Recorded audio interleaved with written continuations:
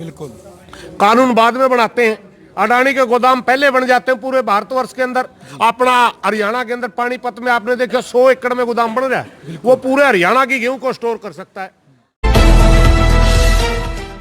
नमस्कार, मैं हूं अजय भारद्वाज और आप इस समय ग्राउंड मीडिया देख रहे हैं। किसान आंदोलन से जुड़ी तमाम तस्वीरें लगातार आप सभी के सामने लेकर के आने लग रहे हैं। भाई गांव राखीगढ़ी के अंदर हमारी टीम पहुंची थी और पूनम पंडित और अभय सिंह चौटाला यहां पर पहुंचे थे। किसान महापंचायत के थे बाराखाप की तरफ से। सुरेश कोच जी मौजूद हमारे साथ, किसान नेता। सबसे पहले तो राम राम जी। राम राम जी। और ठीक ठाक सो? हाँ बिल्कुल बिल्कुल। अच्छा जी, बताओ 100 दिन होने हो गए किसान आंदोलन, लेकिन सरकार टस मस नहीं कर रही। किसान नु कहें बार बार भाई सरकार झुकेगी, लेकिन खुद प्रधानमंत्री भी यह बात कह के हम तो संशोधन कराएंगे, हम रद्द को नहीं कर दे।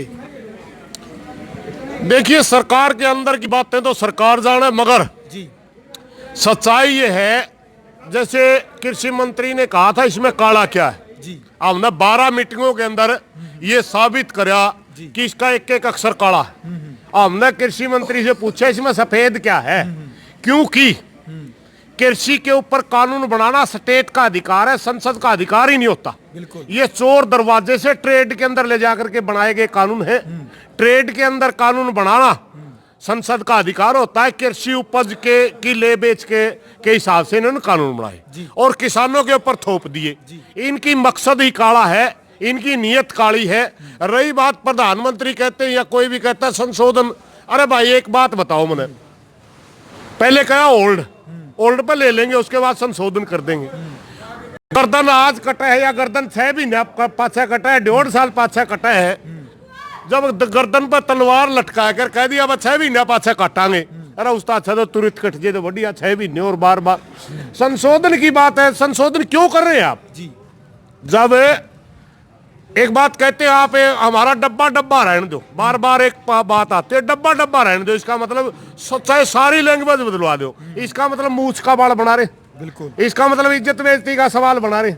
प्रजातंत्र के अंदर कुर्सी किसी बाप दादा की वजह से नहीं मिलती, प्रजातंत्र के अंदर कुर्सी जनता देती है और इसमें घमंड नहीं चलते। मोदी जी ने घमंड छोड़ के इनको वापिस कर देना चाहिए। जब वो डब्बे का क्या करोगे आप? उस डब्बे का बिल्कुल करेंगे क्या? हमारे अब कहते हैं आप क्यों अड़े खड़े हैं, तो डब्बा रखने की कहे है, सारा सौदा बदलने तैयार है, जो कहो तो हमें करने तैयार है। हमने इस बात का पता है, अगर हम कानून का मामूली आधार भी छोड़ देंगे जी, किसान का रहने तुरंत इसमें बदलाव कर वही आपके जितनी धाराएं किसान के खिलाफ फिर लेके आएंगे, क्योंकि ये उद्योगपतियों के गुलाम बन चुके हैं।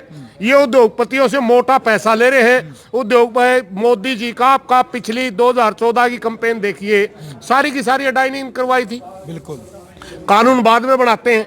अडानी के गोदाम पहले बन जाते हैं पूरे भारतवर्ष के अंदर।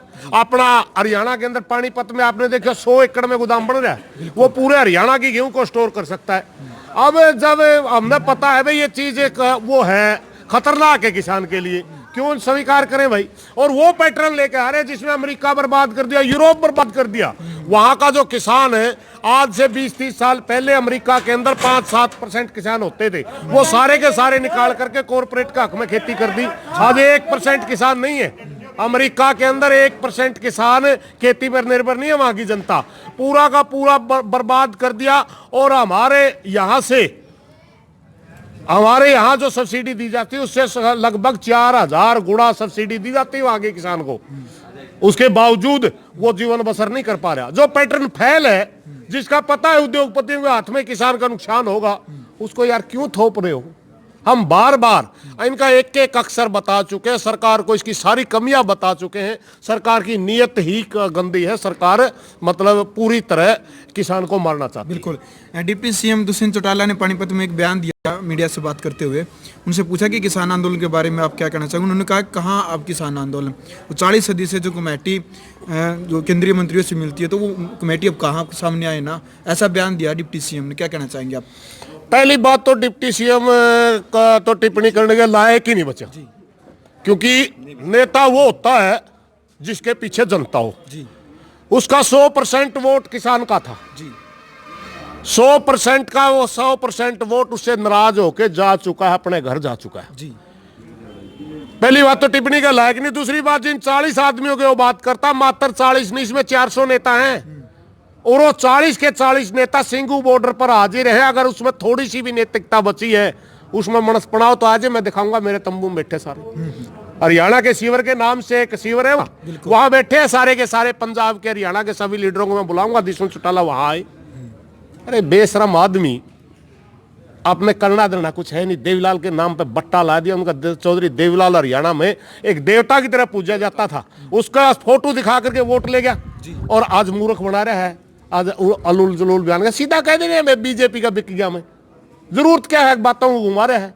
किसान आंदोलन था, आज भी किसान आंदोलन है, और मात्र ना ये धार्मिक मुद्दा है, ना स्टेट का मुद्दा है, ना जातियों का मुद्दा है, किसानों का मुद्दा है। किसान बैठे है, किसान आंदोलन है, था, रहेगा जब तक नहीं जीतते। बिल्कुल सर, दूध का रेट 100 रुपये लीटर जो सोशल मीडिया पर कई दिनों से बातें चल रही हैं कि पेट्रोल 100 रुपये लीटर सरकार ने कर दिया, तो दूध को भी 100 रुपये लीटर कर दिया जाए, क्या कहना चाहेंगे? क्योंकि आप भी संयुक्त किसान मोर्चा के अंदर शामिल हैं। संयुक्त में किसान मोर्चा के अंदर ऐसा कोई विचार आया ही नहीं जी। ये सोशल मीडिया पे नौजवान बच्चों ने एक डाला था, मगर हमने इसका खंडन करा था। संयुक्त किसान मोर्चा का ये नहीं है। मगर सरकार एक बात जाने, सरकार बार बार कहती है कि किसान अपनी फसल का मूल्य खुद लगा सकता है। अगर के दूध पैदा करने वाले किसान ने अपने दूध का मूल्य 100 रुपये किलो निर्धारित कर दिया, तो सरकार की पेट में दर्द क्यों हो गया भाई? बिल्कुल जी। संयुक्त मोर्चा का तो निर्णय नहीं है। मगर अगर दूध उत्पादन वाले कहते हैं मैं तो 100 रुपये लीटर दूंगा, फिर हमारे को इधर उधर एंटी क्यों बोल रहे? किसानों के खिलाफ क्यों बोल रहे? किसान देगा 100 रुपये किलो, उसको लेना है ले, नहीं लेना है ना ले। ये मतलब संयुक्त मोर्चा में डिसाइड नहीं हुआ।